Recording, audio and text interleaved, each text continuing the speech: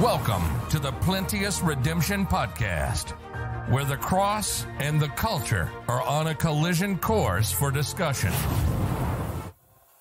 For the preaching of the cross is to them that perish foolishness, but unto us which are saved it is the power of God. For it is written, I will destroy the wisdom of the wise, and will bring to nothing the understanding of the prudent. Where is the wise? Where is the scribe? Where is the disputer of this world? Hath not God made foolish the wisdom of this world?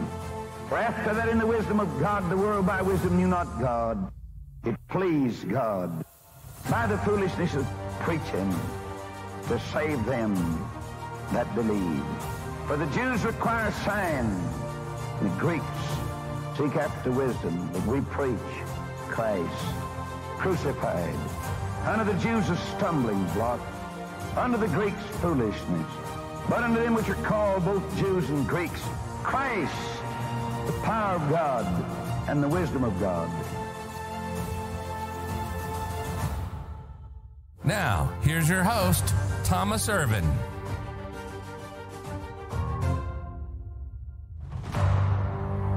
Welcome back to the Plenteous Redemption Podcast. Thank you again for tuning into this. This is going to be our monthly discussion on the topic of missions. And our discussion today between myself and Brother Keith Stensis is going to be on missionary partnerships or missionary cooperation. It's a very important subject. It's one that obviously Brother Keith and I are interacting with on a daily basis, since he and I are working together here in Masaka at Masaka Independent Baptist Church. Brother Keith has a large ministry here. He has prayed for some time for someone to come and work with him or work alongside him, and it just seems like the Lord has worked it out for my wife and I to do that. Now, by way of introduction, we start with Ephesians chapter 4, verses 1 through 3. I, therefore, the prisoner of the Lord, beseech you that you walk worthy of the vocation wherewith ye are called, with all lowliness and meekness, with longsuffering, forbearing one another in love, endeavoring to keep the unity of the Spirit in the bond of peace. That is a recipe for success in any relationship. If you will sit down and meditate on what is said in that passage, it will greatly help all your relationships. But many of life's endeavors require cooperation. The American mindset once looked at the Lone Rangers among us as heroic. There was something intrepid about a man with an individualist and nonconformist approach to life. In the modern era, this has taken a turn in an odd direction. American society is infested with millennial rebels leading the charge as social media influencers. They blaze digital trails that surely shame the explorers of old. Don't mistake their softness for weakness. Upon exiting their beanbag-adorned safe spaces, they are ready to take on the world, or at least prepared to take on the world of Twitter, Facebook, TikTok, the digital world. These models of perpetual immaturity will someday lead our country. That's scary to think about. A few are now entering into public office of varying levels. Once there, they will apply their social media influencing experience to garner support for socialism, gender confusion, and sexual perversion. With feeble psyches, this generation has been tossed to and fro by every wind of secular doctrine. Their tossings seem endless somehow, and yet somehow they have entered a cyclone of perpetual madness. But how have the members of society who once looked at rugged individualism handled the outrageous ramblings of millennial maniacs? Well, primarily through inventive appeasement. It appears clear that prior generations have defaulted to waving the white flag. They essentially advertise their propensity for weakness.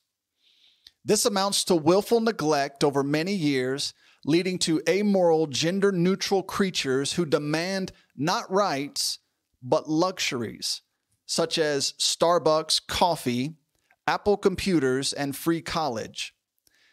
This has produced the dreadful ingredients for a perfect storm, a weak society intermingled with nihilistic brats. So what does this have to do with partnerships and missions? A missionary is undoubtedly that rugged individualist who sets out to preach the gospel in the regions beyond. To be successful in this endeavor, the missionary must forsake all and leave for this foreign field. A land where people talk differently, think differently, eat differently, smell differently, and worship differently. The millennial aptitude for expressing unfounded opinions from a MacBook Air with anti-capitalist stickers on the front will struggle in this setting.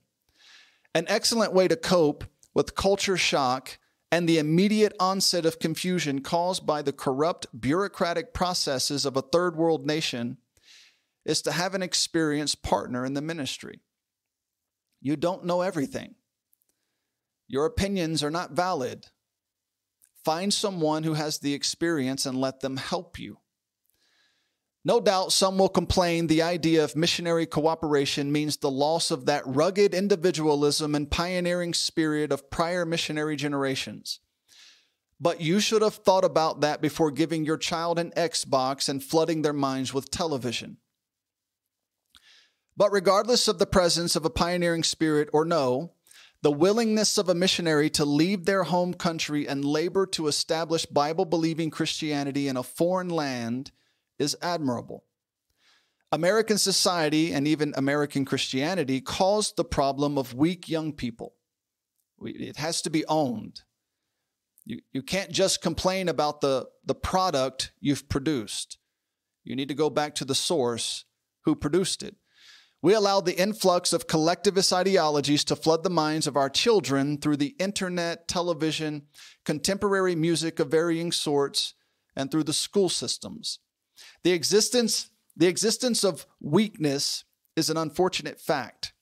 The question going forward is, how do we fix this without allowing the spread of the gospel to suffer? I submit that missionary partnerships are a great way to accomplish this task. But as in any area of cooperation, partnerships come with ups and downs, pros and cons. What are the limits of collaboration? How do the areas of responsibility get defined? What happens if the two simply cannot agree on some issue? These ideas will need to be addressed at some point and in some reasonable way. But the pros of starting a ministry under the guidance of an experienced missionary are tremendous. And I say that from my recent experiences doing so. Navigating the visa process alone could require a degree in indigenous corruption, but one may assume they can simply hire a lawyer, not understanding the role that third world lawyers can play in adding to the corruption. They may happily receive your money and leave you just as confused as you were when the process started. That's not always the case, but it can be. And what of cultural norms and taboos? What will happen in this new country of yours if you wave in a friendly American manner? What if you show someone the bottom of your feet? Have you considered what might happen if you extend your left hand for any purpose? Simple details we would never think to be problematic could stir up a large-scale riot. You need some help. Now, help may not always be available. Someone to work with may not always be available. I'm not suggesting we should ditch the idea of a missionary pioneering some work. That's not what I'm saying. But generally speaking, if there's someone available that can help you get started, it seems good to me to take advantage of that help. Missionary partnerships are invaluable. And the help that can be gained through either short-term or long-term cooperation is worth the time and effort. In this broadcast, missionary Keith Stensis and I will try and work out some details to consider in this area of missions. Let's get started.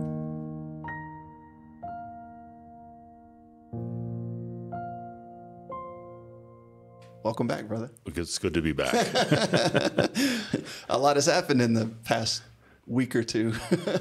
Absolutely. The country semi sort of opened, and we've been able to move around and get supplies and at least drive. At least drive outside the district.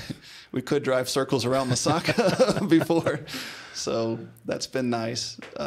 My family got to leave our home. Yes, that was good. After almost 60 days of just being home, but we love our house. The Lord's been good to us. We love it there. My wife and daughter have handled it very well, but it was nice to get them out a little bit. Yeah. And her hair was starting to frizz up a little and yeah. banging her head against the wall. Yeah. You can see the path she's walked around the yard and the house. So that's been good. But so today we're going to talk about something that, again, is probably something you've had quite a bit of experience with over your time here. You've had guys kind of come and go, and I guess I would say work loosely with you. Right. I don't know that you've had anybody just specifically say, I want to work with you on what you're doing, that type of idea. But you've had, some people pass through Masaka from time to time. And the idea is another one that is kind of a hot topic in many of our churches, especially, again, when you're on deputation. You get to have all these interesting discussions with pastors and missionaries when you get around on deputation. And one that they often talk about is the idea of missionary cooperation, working together, partnerships, however you want to label it, which honestly to me seems odd. It seems odd that it needs to be discussed as though it's a foreign idea or an odd idea. Right. Because that's what ministry is. It's cooperation amongst people. And you have this list in Ephesians, I believe I'm going to read it here in just a moment, maybe. Yeah. So you have this list of apostles, prophets, evangelists, pastors, teachers. And it seems like somehow we've gotten in our heads that each person or each title or gift that's listed here has to work independently. He can't, an apostle can't work with an evangelist can't work with a pastor, or two evangelists can't work together. It's like we've developed this idea that the possibility of people working together in that capacity is so foreign to us. Right. And I don't understand how we got there. Yeah. I don't know how that came to be Well, I think a lot of it is just the idea that in those capacities, each one wants to be an alpha, and so we've got this idea that, okay, the church has sent me out to do something, and so I have to be in charge. Sure. And when you get two people that have to be in charge, it just doesn't work. Sure. Well, and they often are more, independent. That's kind of a mindset that comes, at least in the world of missions, and probably in the world of pastors more often than not. They are very independent, alpha type figures. I'm hoping maybe this will help lend to the idea that some of those barriers need to be broken down or rethought. At least. And I think a lot of times it is the missionary that is afraid if I'm trying to raise support, and if the pastor does not feel that I'm the one that's going to be in charge, you very seldom, I've heard a couple, but you very seldom hear of missionaries raising support to be the second man, so to speak, and I think so a lot of that pressure is there to be out on your own, so the idea of working with is more like an internship rather than really working with the missionary to accomplish something. But I'm glad you brought that up. So that was our working with you was actually was a requirement set by our pastor, at least he wanted us to work with you at least for a year as follow-on training, because what do I know about I've lived overseas, for a large portion of my adult life, but I wasn't a missionary. And most of the time I was on a government contract where I had the government taking care of my visas, taking care of cultural training, taking care of protection and any number of issues that you could face, and then you show up somewhere on your own. What do I know about coming and moving? And one of the things in my introduction I talk about is just the visa process. In a third world country would require a degree in political science that Right. you didn't expect to have to navigate. Right. And then there are cultural norms. There are so many issues that you're going to face. It's not a bad idea, at least initially, to start off either working directly with someone or loosely, closely with someone that can kind of help guide you through that. But then that relationship, and these are some of the conversations you and I had initially, it can't be, I'm coming to Africa, you need to set aside your time to help me get started. There needs to be some give and take to it. It can't just be, well, somebody needs to be there to help me get my feet on the ground, and then I can ditch them and and take off when I'm ready to. And now we don't frame it that way, or people don't say it that way, but that's essentially oftentimes the intent. I'm going to use this person to get what I need, and then, we'll branch off and go our separate ways. Now, oftentimes a missionary on the ground is willing to allow that to happen because they're just generous and want to help another missionary get up and running and get started. And there is going to be some give and take. There is going to be some using of each other to some extent. That's just the nature of relationships, but it can't be problematic. It can't be. Well, and I'm sure we'll talk about this later on in the program, but you've got to identify at the onset, what do we mean by working together? Sure. And because if that is not clearly spelled out, then you're going to have a lot of misunderstandings, and you're going to have a lot of offense because one has this idea, well, this is what I think working together is, and the other one has a totally different idea. Right. And I found many times the hard way that the idea of working together has many different definitions. And so I think it's very important. I think we did this, when you first came over, is all right, what do we mean by working together? And I know we're going to get into this later on, but I think that's important at the very, very beginning, is to set that standard. Yeah, no, we will get into that. So, but starting out, I'm probably leading us ahead of ourselves. The idea of unity, I think, is probably the first barrier that needs to be broken down. And you can be as independent as a man can be and still work towards unity. Right. And I think kind of the way the conversation started out, the idea that you have to be the alpha male means that you can't have anyone over you. You can't work with anyone. That's not ministerial leadership. Right. That's rebellion. Right. I don't need anybody. Nobody needs me. I'm going to do it on my own. I have my own ideas, my own thoughts. Well, everybody does. Right.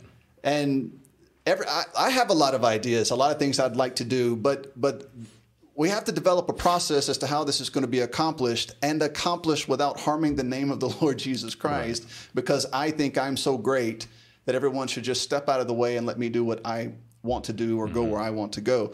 And so 3 times in the Bible, which is incredible to me, the word unity is mentioned. First is in Psalm 133, verse 1. Behold how good and how pleasant it is for brethren to dwell together in unity. The second one is Ephesians 4, verses 1 through 3. I, therefore, the prisoner of the Lord, beseech you that you walk worthy of the vocation wherewith you are called, with all lowliness and meekness, with longsuffering, forbearing one another in love. It seems like the Lord kind of knew there might be some interpersonal issues. Endeavoring to keep the unity. Now, we're going to talk about the word endeavoring in there is the one that stands out to me the most. It takes work. It has to be an active process. Yes. You can't just, I don't know why we can't get along, because one or both of you is not endeavoring to keep the unity of the Spirit. And that's why you're not getting along. There has to be a willingness on one side or both sides, and it ultimately in the end, it has to be both sides. You have to, we have an overall goal we want to accomplish. Are we going to let petty arguments, destroy that? Right. Am I going to let my ego ruin that? Am I going to let my attitude, ruin that kind of thing? Or am I going to endeavor to keep the unity by saying, okay, I'm going to have to give over here so we can be successful over here, and get over myself so that we don't have to have problems while we accomplish these things. And then Ephesians 4, verses 11 through 14. And he gave some apostles and some prophets and some evangelists and some pastors and teachers, and they all have to stay away from each other and can never talk to each other and have to work on their own. Or he gave them for the perfecting of the saints, for the work of the ministry, for the edifying of the body of Christ, till we all come to the unity of the faith and the knowledge of the Son of God, unto a perfect man, unto the measure of the stature of the fullness of Christ, that we henceforth be no more children, tossed to and fro and carried about of every wind of doctrine, by the sleight of men and cunning craftiness whereby they lie and wait to deceive. Mm-hmm. And there is plenty of that out there to go around. Right. And the job of these men is to prepare the body to not have to deal with those things or to be ready to confront those things. And instead we're fighting with each other and have this inner turmoil that doesn't need to exist. Sure. And so I wanted to break down all three passages, and I want to get to the more practical parts. This is, I guess, this deals with more of a philosophical, approach, I suppose. And so I want to get to the second half of this is the more practical aspects that we began talking about. But first is for brethren to dwell in unity. So in terms of a missionary partnership, in your estimation, what is a missionary partnership? Well, I think, again, you've got two different people coming from two different churches, two different pastors. More often than not, yeah. Yeah, exactly. And you've got a good pastor, I've got a good pastor, you've got a good sending church, I've got a good sending church, and each of those sending churches have expectations of their missionaries. Sure. And so I believe a partnership is where two men come together and say, all right, what is our overall goal? Okay, what are we trying to accomplish here? I remember sitting and talking with you, and when you first had a desire to come, and I said, okay, knowing what I know about you, you have strengths that I don't have. Right. All right, I have strengths you don't have, and instead of saying you have to be like me and the only way we can work together is if you're like me, let's take the strengths that each of us have and support our weaknesses. You're very strong in evangelism. You're very strong in public ministry. I've never been that way. Sure. All right. I evangelize. I witness to people, but it has not been my. I'm just not a go-getter like that, like you are. And so I didn't bring you in, but you came in and sure. I said, hey, this is a man who could bring this facet to our ministry, an area that I'm weak in, and strengthen that area, accomplishing the overall purpose. What is my purpose here? My overall purpose is training of men for the ministry. Right. Okay. I have areas of strength in teaching and areas of strength in leadership. But I said, all right, here's a man who has a strength that I don't have, so let's bring him in, teaching these men in areas and practical ways that I can't have. And I've learned from you, even since you've been here, things that how I can improve my own weaknesses. So I think you've got to figure out what is your overall goal. Don't get so specific, because when you get very specific in the goal, then that's when you can't work together. Sure. Because you don't fit into my program. Right. But when you have an overall purpose, an overall goal, I want to leave this country with men who love God, men who are soul winners, right. Men who are going to teach their men, start churches. If that is our overall goal, then let's use each other's strengths to accomplish that goal. And so that one day when we do leave, we've got guys here that are saying, hey, look at what Brother Thomas taught me, and look at what Brother Keith taught me, and give them a well-rounded, because I think a lot of times, what is that? There's a fancy word out there, I can't remember. It starts with an N, where you keep training your own people, where you let your family. I can't even remember the word. Sorry, I'm not able to help you. You're probably out there knowing what the word is, and it starts with an N. I know that, but it's where you just keep producing clones of yourself. Okay. And I think that's a danger a lot of times is, when you're right. just one person and you're teaching people, then everyone has one way of looking at it. Right. And so when you bring in two different guys, right. you kind of break up that rut so that people are seeing things from a different point of view, but yet accomplishing the same purpose. Right. But I think the so in dealing with you, I think a big part of what made this possible is you were willing to do a lot of that. You didn't have, our coming into this, at no point did you have the mentality that, well, I'm the established missionary. You need to come in, shut up, and listen to me and do what I say. You don't have an overbearing, domineering personality. And not only that, but you've allowed me space to be myself, because there's some areas where we disagree or would present certain aspects of the Word of God differently. Right. But you've not tried to create an atmosphere here where those discussions can't be had. Now, not for the sake, again, of unity. Right. We're not trying to create, a camp for Apollos and a camp for Paul and a camp for Peter and all that. That's not, what we're talking about here. And of course, the differences are not. Well, I don't believe Mary was a virgin. Right. That's not the idea. But you have been unbelievably not only easy to work with, but you've gone out of your way to be a huge help to me and my family in helping us to come here and to be established. And that means a lot to us. That first of all, I had to come with the mentality, and I have a pastor who makes you think about these things. He wants you to think about, you're going into another man's ministry. That is a reality that I have to keep in mind. I can't show up here thinking, well, I'm going to take over and show you how things are really done. That is a destructive attitude. Right. And while I have some ideas, I have some things that I would like to do, I have some things that I would like to accomplish. In order to be able to work within the framework of what you have established here, and for us to be able to do this and accomplish the same goal, maybe not the way that I wanted to accomplish it, but still accomplish a lot of the same goals. Right.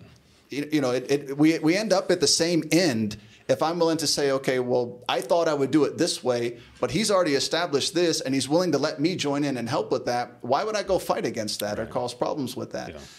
But it's twofold. First of all, my attitude is I am going into another man's ministry, and I need to be respectful of that. But your attitude was, this is an independent thinking person who has his own ideas, and I want to give him some space to be able to come in and not destroy everything, but be himself and be able to kind of find a place to fit in and settle down. Right. And I don't think that happens on one side or the other, or either side, a lot of times with the disasters you hear about of missionaries trying to work together. Yeah. They're not endeavoring to keep the unity, which we're going to get to that again in a second. They're not dwelling together in unity. And then what I have here, you mentioned it in your explanation, there has to be a united goal. Yes. And if your united goal, if you don't have a goal that you're trying to come to, to arrive at the end, all the details on how you arrive there can be worked out. Those are, again, it's not that they're not important, but you're trying to accomplish an overall goal. Now, how are we going to do that? And how are we going to do that if we're going to work together? How are we going to do that together? And, guys get so caught up in their convictions and their philosophies and their, well, my church, we do it this way. Right. Well, Capital City does things differently than the Bible Baptist Church in DeLand. I think the Bible Baptist Church in DeLand probably does everything different from every other Baptist church. Yes. But Brother James teaches us that, you have to think about that. And because we do things differently does not give you a right to go and bash or harm another ministry. Right. And there are differences of administration. If you can't take that into account as you approach, especially something this big. You're going to move your family to Africa and work with a man. That's a big move. It's a big step. Yeah. There are a lot of factors in that. You're moving to a different culture. Can you get along with the guy? I've heard other stories of missionaries who now Miss Sally has been a huge blessing, to my wife. I can't tell you how many times I've come home. Like one day I found our salt in the freezer. And I was like, why's the salt in the freezer? She said, I don't know. Miss Sally does that. I said, okay. and so, just little details, little things that she's learned over all her time here that she's able to pass off to my wife. And my wife has a teachable spirit, and she understands this is a more experienced lady in this area who's willing to help her. Why would you not take that? Right. Why would you come in and then try and dictate to her how to live in Uganda when she's been here 25 years? Right. And when that's the petty side of it. I have ideas. You need to listen to my ideas. Well, maybe. Right. have you considered whether your idea is merited here or not? And so when you can sit down and you can have the discussion about those things and you can talk about those things, and I've come here and I've had some ideas, and then I've seen the way you do certain things. And I'm like, oh, okay, my idea would not work. It would be problematic. I've said things and done things here. I've had to go back and say, okay, now I meant well, and I think what I said was right. But in this culture and the way they do things and the way that they react to things, it didn't work out. Yeah. And having someone like you here and my willingness to listen to someone has been a huge help, and really breaks down. It takes all those petty barriers and just let's throw them out the door, and let's stay focused on the united goal, right? So that we can work together and work to the honor and glory of Jesus Christ, not to the honor and glory of my plan. Right, right. And I don't think a lot of people.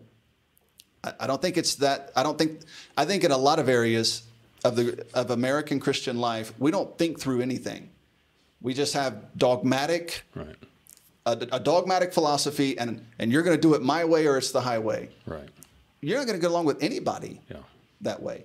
You could probably get Ugandans to kind of bow to that type of, mentality or attitude, but you're not going to get somebody, someone that is seen as your first world equal to bow down to you in that way. Right. And you shouldn't be trying to get Ugandans to subside to you in that way. Well, it's got to be a willingness on both sides. And that's my long way of saying that. I have to be able to accept someone into the ministry and be willing to understand there's going to be new ideas and there's going to be new thoughts and there's going to be different ways of doing things.